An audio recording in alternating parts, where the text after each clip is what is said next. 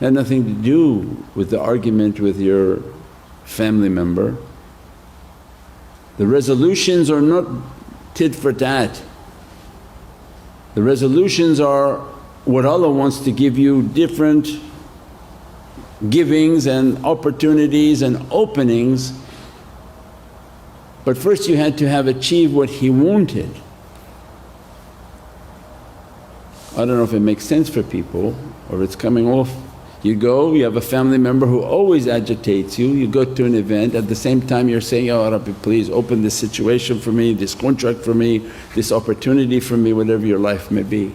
Completely unrelated, things you're asking for. Then you're getting upset, Allah's not answering my prayer because they're not directly correlating it to their character. Then you go to that place where you know that relative always agitates you this one time because you leave mental illness where you always have the same character because you're mentally ill. And one day you grow up and say, I'm not going to do that anymore. Ya Rabbi, I'm going to change and understand what the shaykh says and that you are in everything and everyone. And if I view that person as if, oh Allah's interacting with me now, I should have fear. And I just remain quiet, that He sees through that person's eyes, He hears through that person's ears. Is there anyone whom Allah doesn't control? He controls shaitan.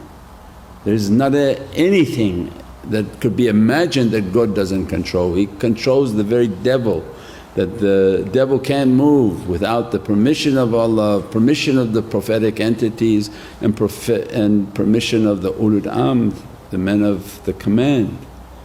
Everything is under God's control, Allah's control, and this is called taqwa, consciousness. And as a result one day you grow up and say, I'm not going to be like that anymore, and I'm going to understand that the people in this life of my tariqah life, everything is in this play, and this life of mine is a play. These characters come and go and then I never see any of them again, or sometimes they come and then and my whole life is a movie, like a play.